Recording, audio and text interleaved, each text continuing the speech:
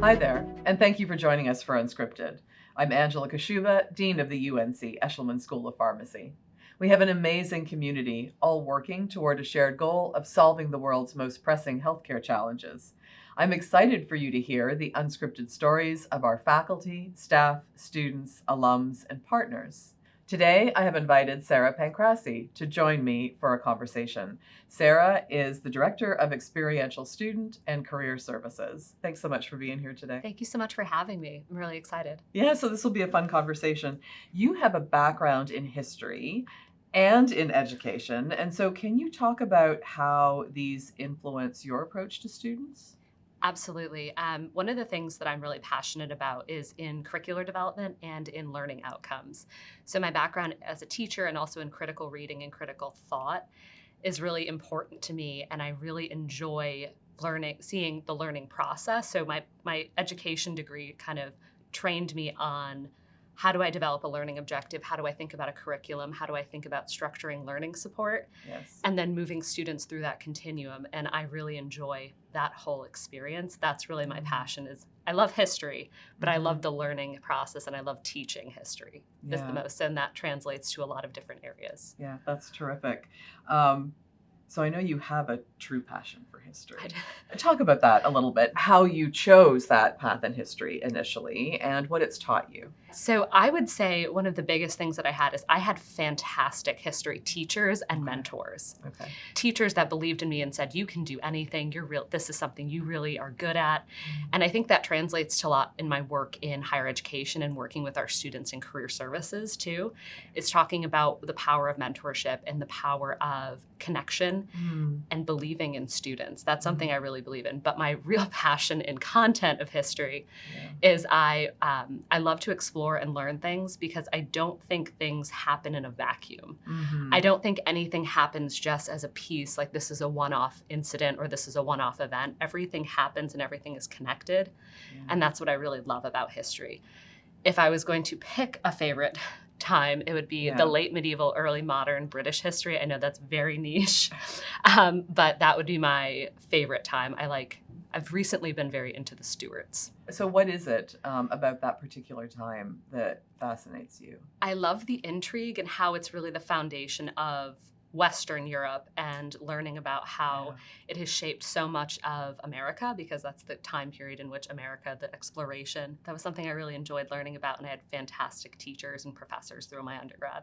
Are there any parallels to any history that you've studied and higher education challenges today? So kind of if we wanted to think about the development in early modern, let's say Britain or England at the time.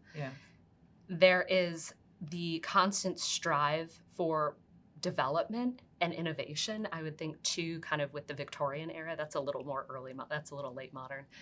But if you're thinking about the development of technology and how fast it's happening and how fast it's developing, and then if you think about, if you're watching, the Luddites and how they're really resistant to change and really resistant to technology development.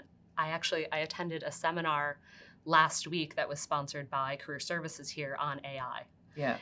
And they utilized the term Luddite, and obviously that made my heart sing. I was like, yes, okay, they get this. And about how, and I don't mean to sound pejorative when I'm talking about this, but the late adapters to technology. And I think in higher education, and I can say here in the School of Pharmacy, we are so on the cutting edge. We are the early adapters and the innovators, and we are dragging, so to speak, moving folks through that innovation in that time. So I think that's got some parallels. I can say that as a social construct, but in education, you can always learn from, late USA history. You can talk about the development of public education. We are the product of the public education system. We're the oldest public institution in the country. So thinking about how education has evolved to serve the people, kind of evolving out of the populist movement and moving towards the greater good. Yeah. Yeah. No, I love that. There's so many themes in there. I want to I know, unpack. like touching on AI. Yeah. When you talk about the greater good, that's the one thing that really resonates with me about UNC Chapel Hill, that it's by and for the people of North Carolina. And so I love that. But this is interesting.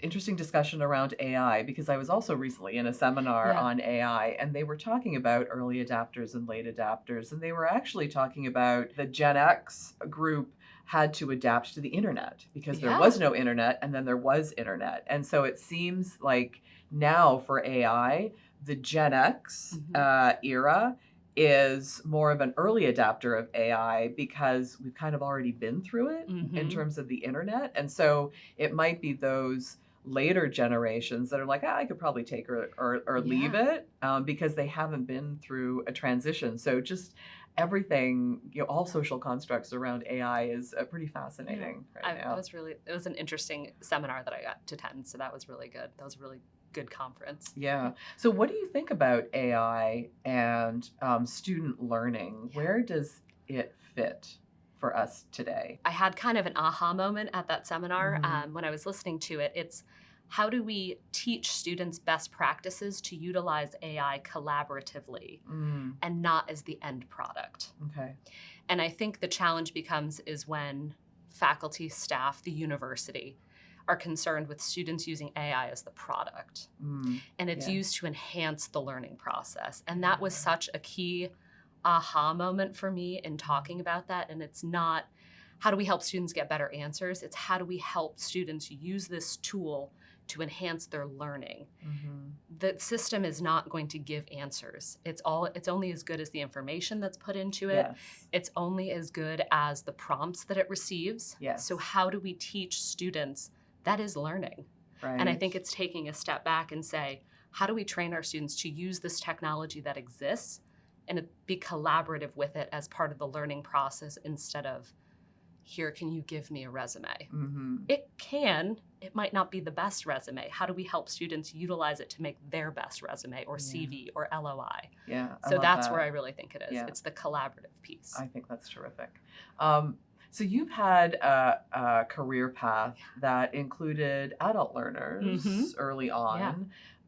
So can you talk about that transition? What's inspired you now to come to UNC and to work with professional students? I saw the position posted and I was like, yes, this is for me. It kind of capitalized on all of my experience working in higher ed and student affairs, student support. And then it really allowed, with the innovation, and what I really appreciate about the position and the creation of career services is that innovation, that spirit of innovation of we want to push and innovate in this area because we see it as an area that students need support.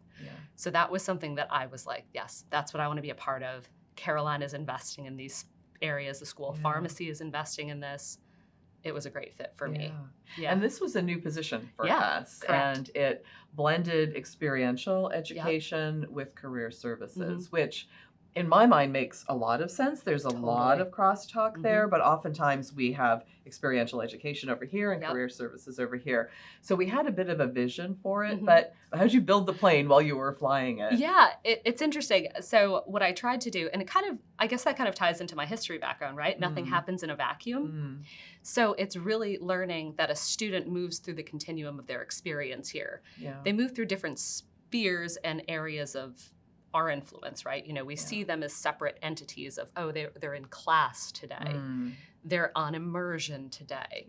They're going to career services. That's all one experience to the student. So what I really tried to focus on is how can I wrap around that support for the student? And I think that is something that I have a unique ability with this position to see how they perform and see what they're doing on immersion, how that translates to their career experience, some skills that are going to need to be honed, or if they need connection for mentorship, resume, CV support, and then really connecting with our Office of Student Affairs and acting as a conduit between Student Affairs and the Office of Experiential Programs. So that was one of the things that was the first step. It's student support is always the first, and then building out career services, seeing where there were areas that we could enhance. So talk about those. What have been your priority areas? Sure. So student support has always been first and foremost.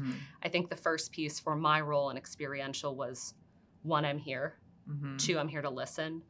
3, I want to support. Here's some areas that I can support you while you're on immersion, developing support resources, offering connection throughout their placement process, throughout their experience. How can we help if there's areas that you need us to discuss, changes to your schedule, all of those things. That's the first and foremost. That's the bread and butter of student affairs. And then the same thing with career services. It was onboarding Miss Olson, Steph Olson, into her position 6 months after, and really getting that one-on-one student support secured. That was the first step, and then getting resources together so students have access to it.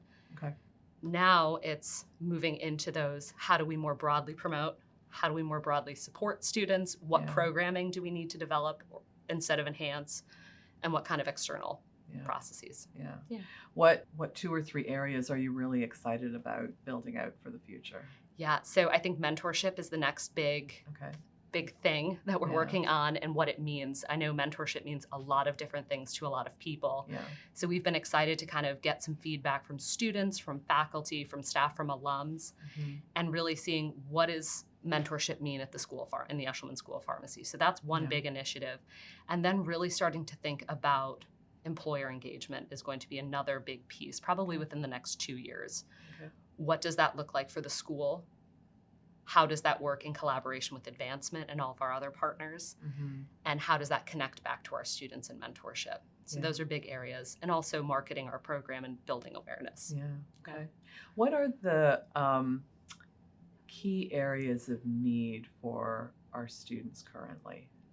Experiential, I think and they both are similar in that it's tying the translatable skills that the students are getting while they're on immersion, making them aware that those are skills that they're going to need in clinical practice, in industry practice, and for fellowships, for interviews also, honing some interview skills, and then also connecting with how do you use that to leverage your network of preceptors, of alums that you interact with, and talking about your experiences. Those are kind of the key areas that I see our students, that's the next phase of programming for our office. I want to thank you for joining us today. This has been a really fun conversation for me. And thanks for all that you do for the school and for our students.